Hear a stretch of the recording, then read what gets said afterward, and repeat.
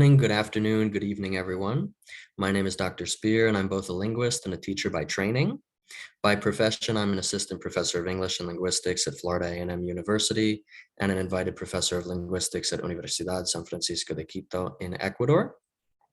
As a continuation of our workshop on special education through the Maestría en Enseñanza de Inglés como Segundo Idioma, I'm very excited to begin a conversation today with my colleague and dear friend, Miss Maria Rispoli, who is currently a teacher of English and Language Arts at Roxbury High School in Sakasana and an adjunct instructor of English at County College of Morris in Randolph, both of which are located in New Jersey in the United States. So without further ado, welcome, Ms. Rispoli. How are you? I'm quite well. I am glad to have this conversation with you and for everyone. As am I. I'm optimistic about all of the great wisdom you'll be able to share with us today through all of your experience. I'll do my best. Well, so with that, we're going to start with perhaps a tough question here, but I think one that will provide our viewers with some real insight into who you are and what informs your practice. And so those same viewers, they might not know that you have yourself had a very non-traditional educational path. And so I was wondering if you could begin by telling us a little bit more about yourself. Who are you? Where are you from? What and where did you study? What did that journey look like for you? I would love to. I was an avid reader my whole life. I loved school. School was my absolute favorite place to be. Probably because home was not such a great place to be. It was kind of scary. At school, I always felt super successful, super needed. I actually was asked to teach the two hardest boys there some math skills in third grade because the teacher actually said I didn't need any more instruction in the classroom and she couldn't take them anymore. So I was just thinking about this the other day. I had not thought of it for a long time. And I realized I think this is when I became actually a teacher. I took Tommy and Frank into the cloakroom and I was trying to traditionally teach them fractions. And they were really struggling with it. And I went to the teacher the next day and I said, Mrs. Wilson, would it be okay if we use the teacher's lounge? Because I think I'm going to make pudding with them. And I think that's going to help them with the fractions. So anyway, that was probably my first success as a teacher. But I continued to love school. I won all the awards in 8th grade, every award that you can think of. People were very tired of me. They used to call me Einstein. And when I went to 9th grade, things got even worse with my family, just significantly worse. It was a much more abusive situation. There was involvement with government services. And for the first time, I could not focus in school. I could not concentrate. And I really began to resent people who tried to exert control over me to some extent. And so very shortly after beginning 9th grade, and I was in all honors classes, I just began to fall apart. I wasn't doing my work. I wasn't focused in class, and I began to fail. And that was it. I just began to fail. I began to come late. I then became somebody who didn't really go to school. And I ultimately ended up dropping out of high school. And I continued to read, but I really didn't have any more formal schooling. It wasn't until 10 years later that I decided that maybe I would take a college class. And I actually went to the County College of Morris, where I am instructor of English now. And in my very first class, I was listening to the professor and I felt that sense of curiosity, and I felt the light begin in me again. And I thought to myself, well, I want to do what she's doing. And I really think it begins with making students feel like they belong. Mm-hmm. So I think a simple question, which is, how are you? How are you doing? Are you okay?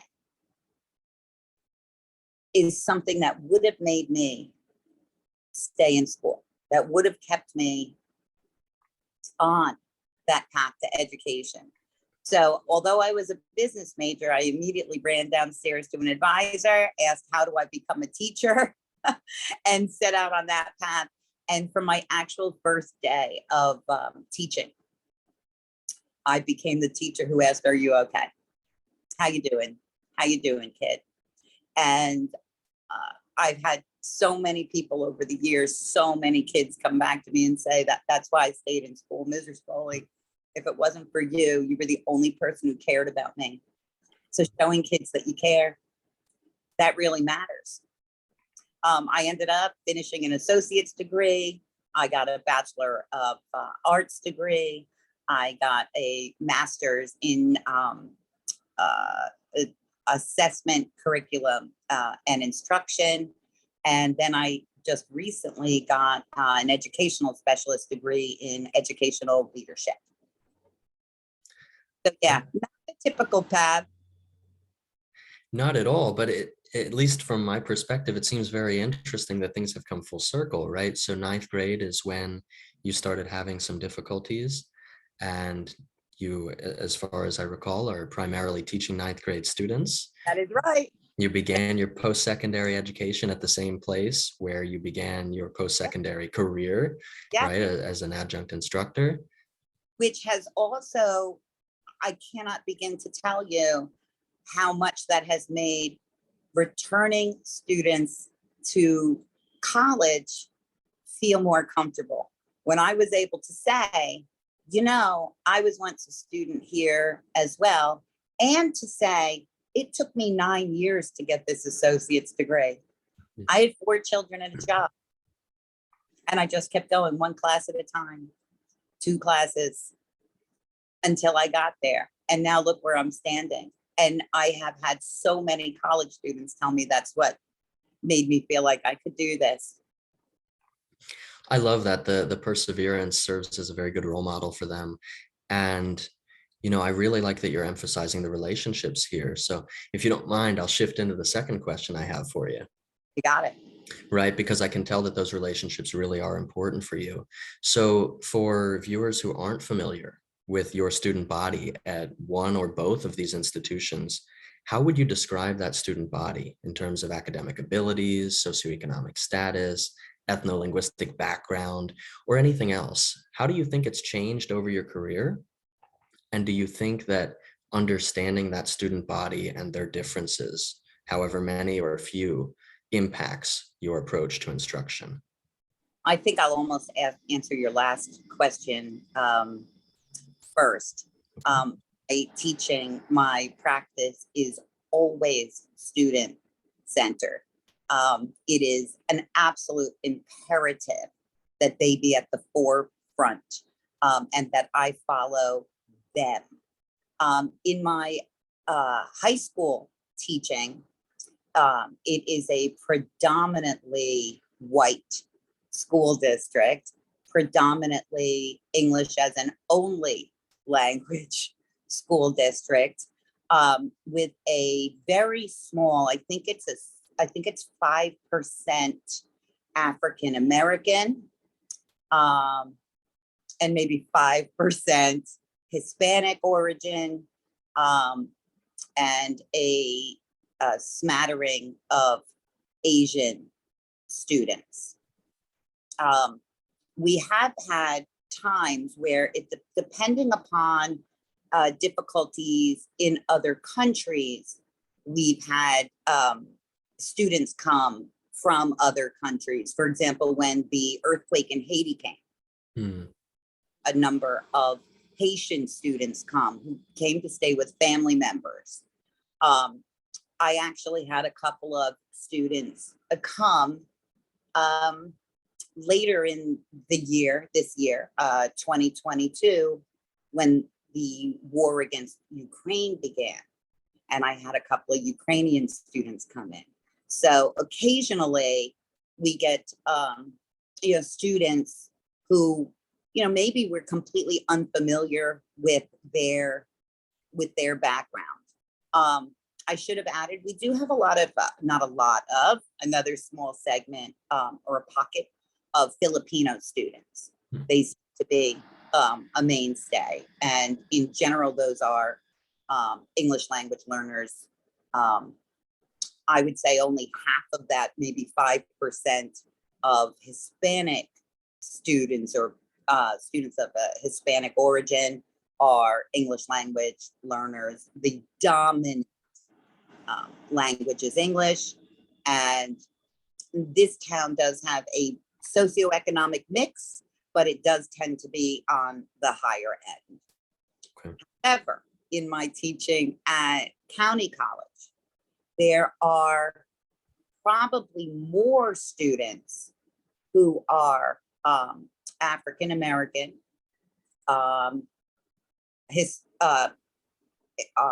people who've immigrated from Spanish-speaking countries, and many older students, people who have come back to school at 25 and above.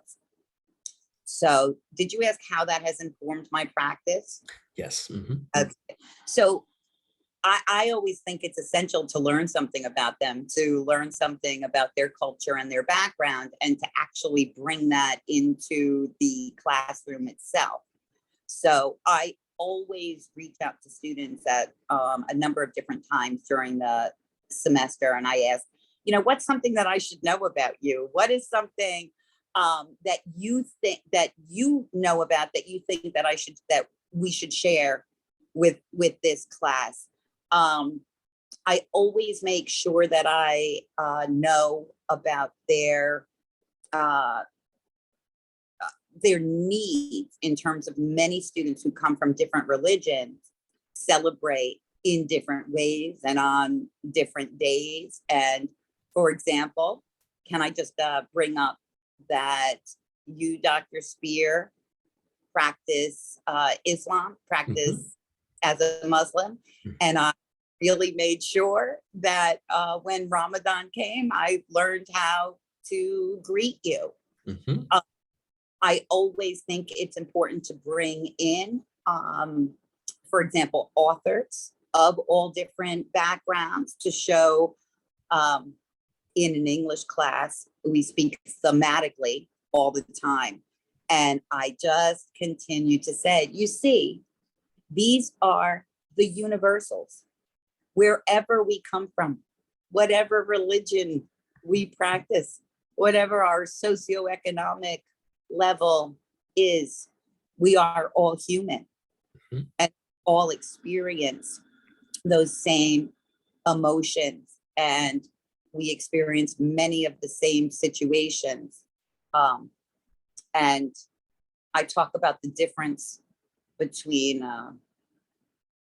empathy and, say, compassion. And I say, empathy is about really having had these similar experiences. Compassion is understanding that experiences can be difficult even when they are outside of our own background.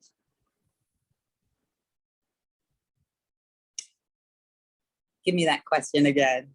Well, I mean, I think you've hit it here. I would like to take something that you've suggested here, and correct me if I'm wrong. These labels are meaningful. These differences are meaningful as long as they're not used sort of as a bludgeoning tool, right? So when we're not using them in an explanatory manner, saying that a student behaves or performs a certain way because of this particular background, but instead recognizing that those differences are are meaningful and that you can incorporate them into the classroom for the benefit of all the students, even if it is, you know, equitable representation through literature or acknowledging holidays or so forth.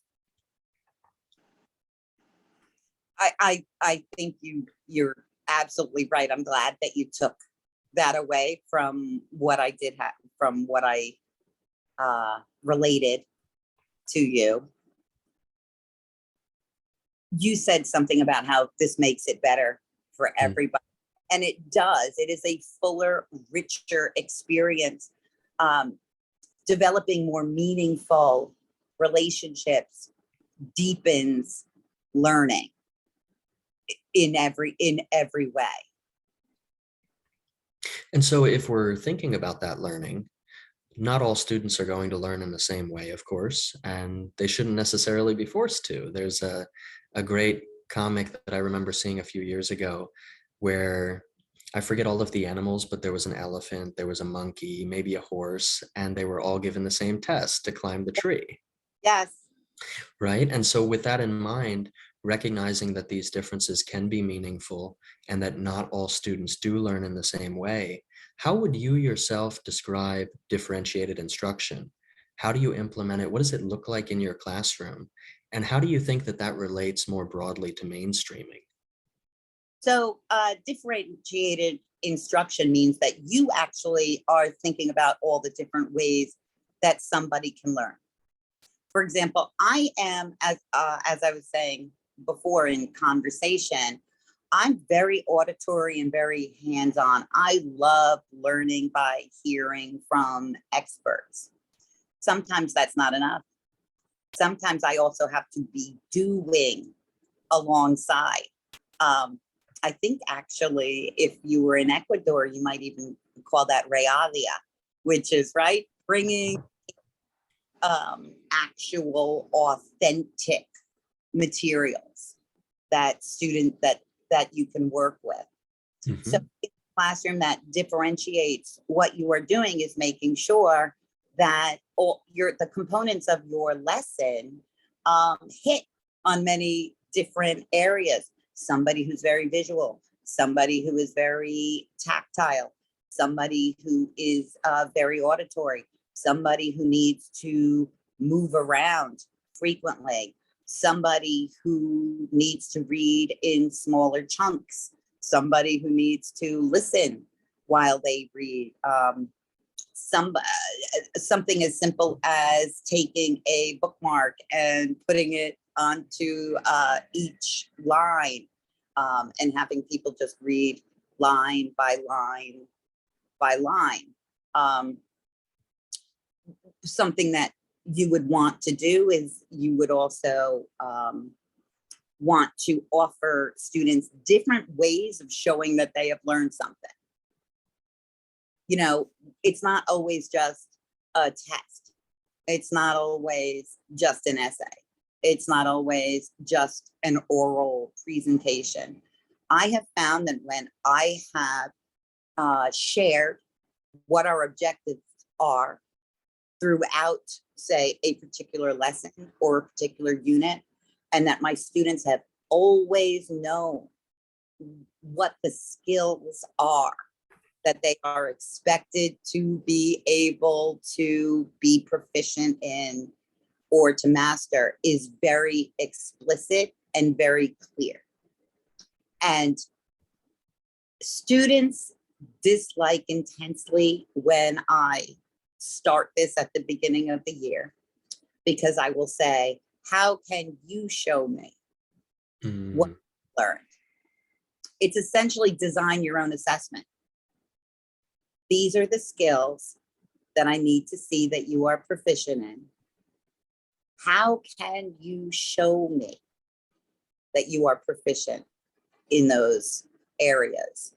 So by appealing to many different learning styles, many different ways of learning, more students become more engaged, and those students begin to strengthen their skills in other areas. And oftentimes students who don't have a difference in learning are also able to develop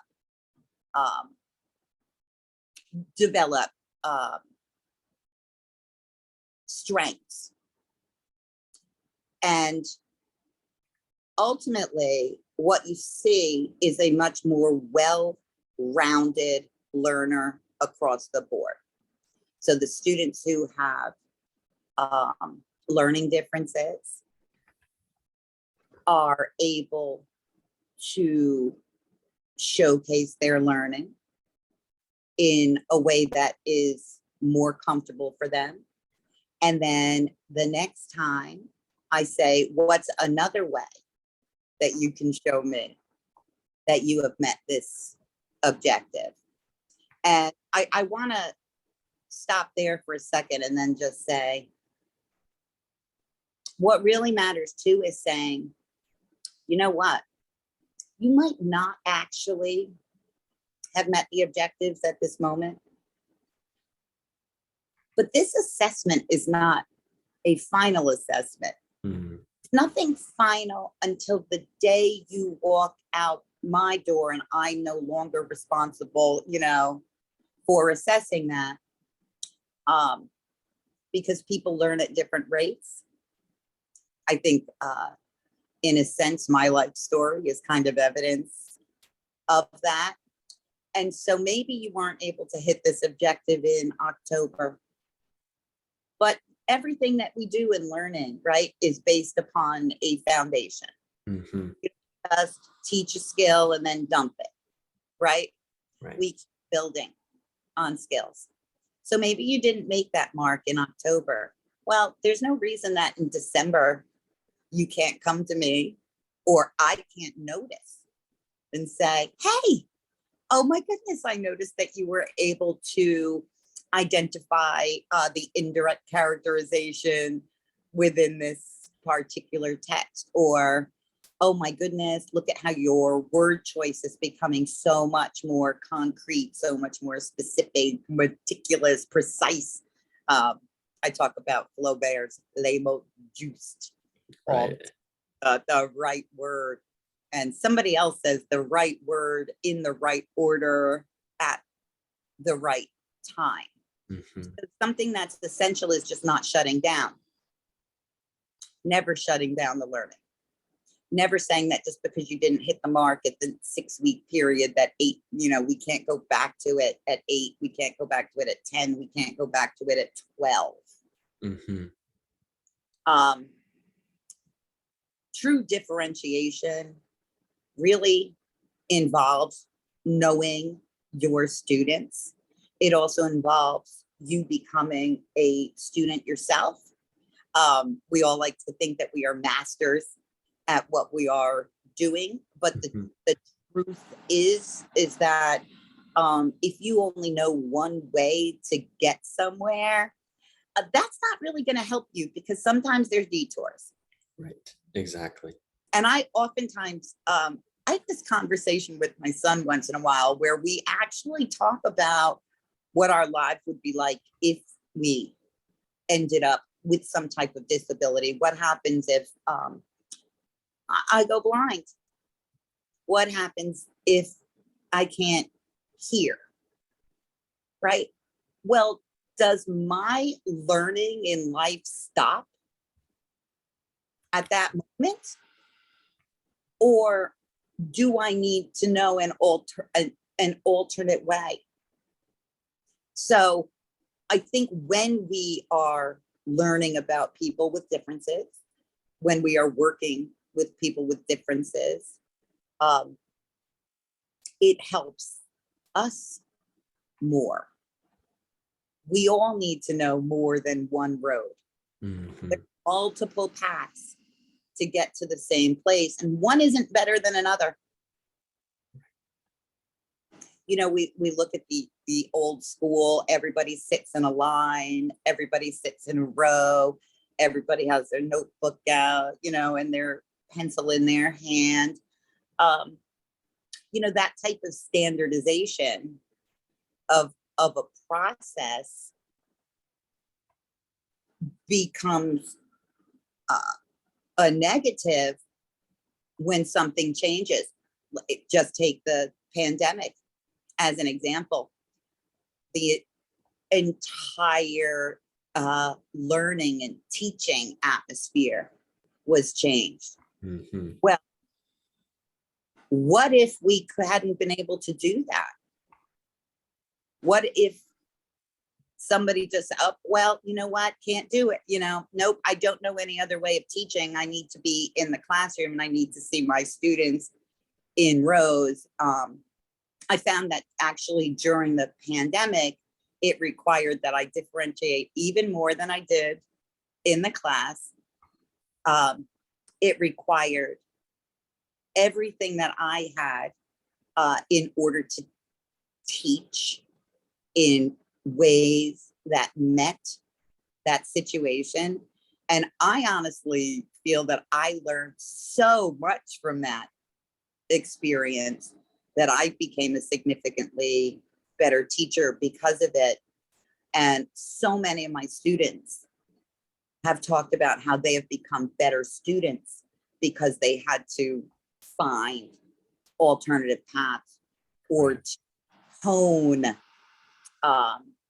an area that they had been weak in before. Right. Well, I really like that you hit on both accommodations and modifications here. I just have a quick follow-up for you on that one. When we talk about differentiated instruction, oftentimes this term is sort of invoked only in conjunction with students who have disabilities. Right. And so my question for you would be, do you think that that is the way we should discuss it? Or do you think that, as the saying goes, what's good for the goose is good for the gander?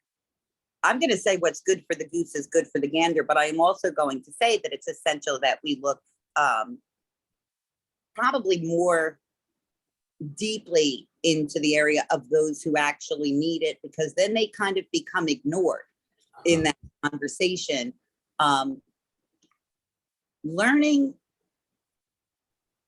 Learning different ways in which to deliver instruction and to get to an objective does enhance a general education class, but we can't look at that as our goal. Mm-hmm. Right?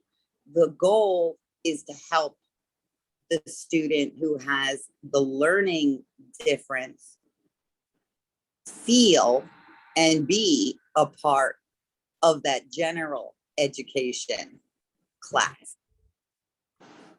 To sort of level the playing field, if you will, or rather maybe even ensure that there is a playing field. Or rather to enhance the playing field. Right. That's excellent. I have one final question for you, and this might be the biggest one. This is going to put a little bit of a burden on you. So I want you to imagine that you have the opportunity on your own to lead your own workshop with teachers in training, particularly those who are either currently working as or pursuing a career as a teacher of English as a second or as a foreign language, and maybe those who have students in the classroom with diagnosed disabilities. What kind of advice would you give to these current or aspiring teachers based on all of your years of experience as an educator? Know your students. Put yourself in the background. Learn about them. In a sense, let their differences lead the class. There is more than one way to get to an objective.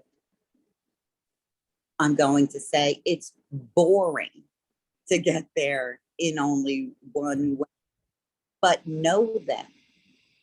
I have said throughout the years that my first 2 or 3 weeks of school often looked like we're just having conversations, Mm-hmm.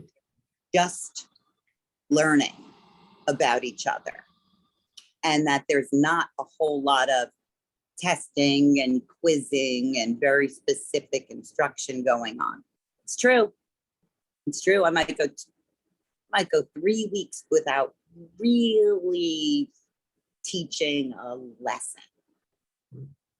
The time that I spend learning about my students, the time that my students spend learning about me, the time that my students spend learning about each other is what drives our success until the end of the year. In those next 3 weeks of school, my students have become so cohesive. We know each other so well that they've learned as much as the others did in 6 weeks or more. Mm-hmm. So don't be afraid to have conversations. Don't be afraid to tell stories. Don't be afraid that you have to use every single minute for instruction. I can just point to you, Dr. Spear, and talk about when you were in middle school in Newark, New Jersey during the pandemic, and you were placed on a minute by minute curriculum, and you knew that that wasn't benefiting your students. You knew that taking 10 minutes at the beginning of a class to recognize humanity would give you and each student more in the long run. Mm-hmm. You have to invite them in to the learning, invite them in to the conversation, and show different ways in which what we are learning is applicable to that real world. If you can't, you have to be able to answer the question of why. Mm-hmm.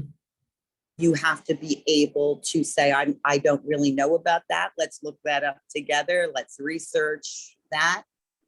And you also need to not be afraid of deviating from your curriculum when you see your students going in another direction. Very quickly, I once had a classroom full of students who had severe behavioral difficulties.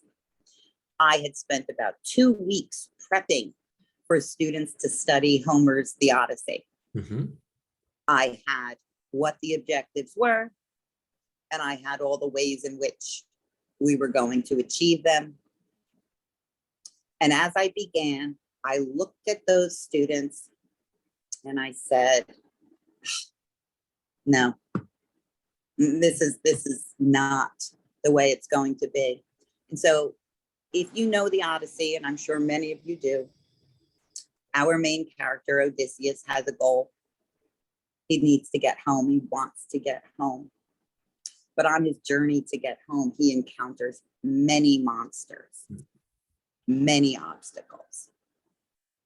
And I looked at those students and I said, we're all Odysseus here.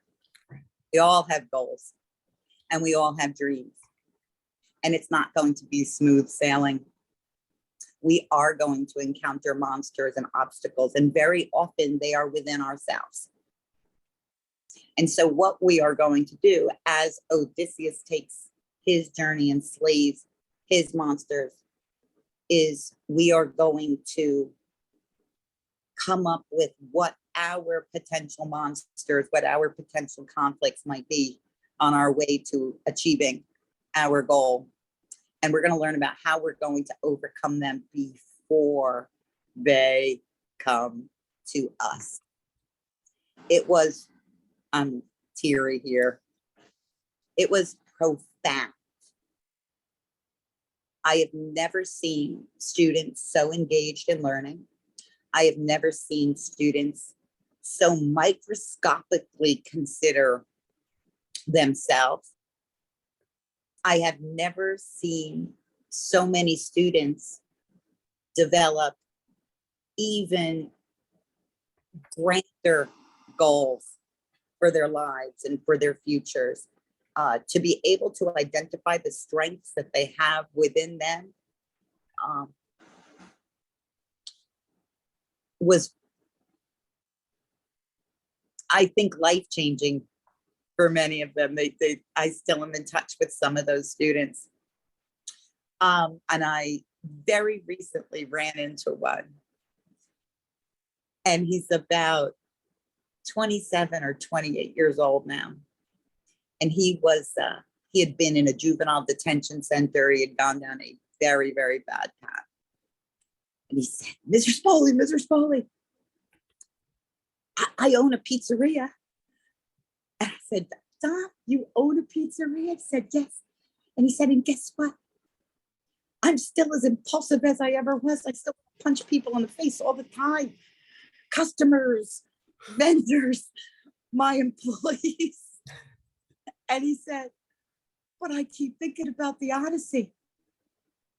And I keep thinking about how we knew that it was this characteristic that I had that was going to keep me from achieving my dreams. And he said, I see our classroom and I can hear your voice in my head. And I know that I am in control of myself, and I am in control of my destiny.